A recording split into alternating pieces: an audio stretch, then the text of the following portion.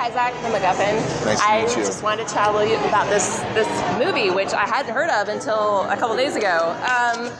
What made you guys want to make it? I mean, I know Joe was in Magic Mike, Right. but as far as taking it a step further and wanting to document it in a reality kind of... Yeah, so we started our company about a year and a half ago, and just anybody that's kind of starting up, you're trying to figure something out to get things going pretty quickly that you can own and control, not wait on somebody for millions of dollars. And this was just something that really jumped up in our queue.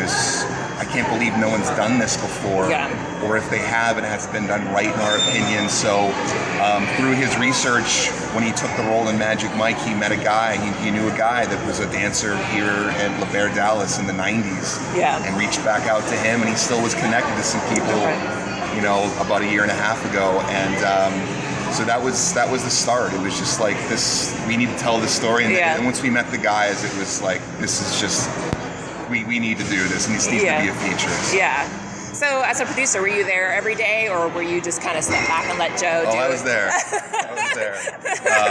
My wife, God bless her, she was cool with me hanging out at a male strip club for as long as we did. But yeah, I mean, it was like that first day you walk through, you don't know what to expect and who these guys are and what it's going to be like. And, I mean, it was like you got excited to go because you liked the guys so much, and they were so cool to us and so open. But trust me, by the end, it was like we had a blast. It was like, I'm good with La Bear for a minute until we come back for this. So. What are some misconceptions that people would have about male strippers? I think if you were to just basically hand somebody a questionnaire and have them fill in what they think a male stripper is or who these guys are, it would probably be characterized not the best light. Where these guys actually are like really hard-working guys. They wake up, they work out, they have to watch what they eat, they learn choreography, do dance routines. They got to treat women with respect. They come from these very kind of traditional, conservative backgrounds. Oh, really? Absolutely. I mean, one of the guys in the movie was an Army Ranger who was deployed in both Iraq and Afghanistan. Other people were, you know, had gone to church and not really spent time around girls just because you just didn't associate with them. So it's just interesting, everybody's kind of background, and they realized how much money they could make doing this as opposed to whatever it was they were doing before. So they treat it like a business. And like I said, I just think people will probably want to put them into one category, and they really are part of many others. Yeah. I mean, I don't look down upon, you know, male strippers or female strippers or anything like that, but there's definitely more of a stigma with female strippers than there are male, just because probably there's more of them, and, you know, it's in the reality, I mean, that's just what's all around. Yeah, I mean, absolutely. You think probably... And there's guys in the film that talk about this, and maybe it was this way, we just kind of didn't capture it, but maybe back in the 80s, these male dancers probably did play that like long hair, greasy, kind of big barrel chested, like this is kind of a joke. And, you know, look, female strip clubs, I've been to them, everybody here has probably been to one. And it's just that thing where you almost feel like the girls resent what it is that they do to a certain extent. Like, I have to do this to make money. And these guys, I mean, they love what they do. I mean, they're rock stars here in Dallas. So I think that's kind of the difference. But mind you, I mean, females can make way more money than these guys, and they don't have to do a whole lot to get that money. Where these guys, I mean, it's like I said, it's 24/7 for them. What was the experience like just for you, just making this film? I mean, you were a producer, but I mean, you know, this is kind of your first film.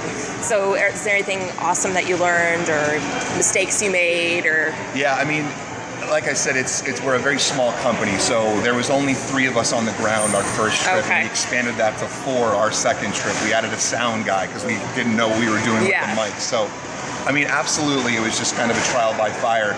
Mind you, Joe obviously has the background that he does, and I have a background on the business side, so I am familiar with producing, but once you're the one that's actually kind of writing the checks and getting the gear and setting it up, I mean, you just have to learn very quickly and kind of make up for your mistakes, but at the same time, I mean, it was just an amazing experience. I got to work with my brother, who's like my best friend. We had a blast. I mean, creatively, how this came together on the fly.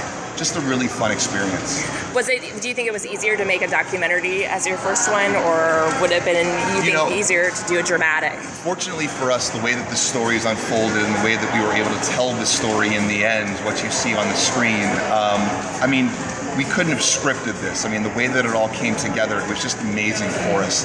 Now, I think documentary films, independent films, probably have a lot more problems where you are on location for much longer than we were. I mean, we were only shooting for 8 days. Yeah. So I think people have a plan with a subject matter, and they just need to, spend a certain amount of time in this area and just see what they get. Yeah. And we really lucked out. But with scripted, I mean, you have this thing that you need to shoot and do and meet your days and budgets and stuff. Yeah. There's a little bit more freedom that we had. But I mean, all the credit to Joe for how he kind of puzzled this together in his mind as we were just going. I mean, we didn't know what the next day was going to hold, so it was a trip. What do you guys have next for your company? Well, there may be a LeBaire TV show. Are you serious? Yeah, wow. Yeah, so perhaps we'll be coming back to Dallas for that. And then, we actually are getting into more scripted features, scripted television, just really anything. We're kind of project agnostic. Whatever's interesting, kind of hasn't been done, cool way to tell a new story. Like, we're all about that. Awesome. Yeah. Thank you so much, Nick. I really appreciate it. I appreciate it. It's good to meet you. T-1000 can't stop me. I'm on fire tonight. Magneto can't stop me. I'm on fire tonight. Even Zod can't stop me. I'm on fire tonight. It's tight. Don't even try to buy the side style. Mr. Spock can't stop me. I'm on fire tonight. The Wrath of Khan can't stop me. I'm on fire tonight. The Borg can't stop me. I'm on fire tonight. Because I've got space game and it feels all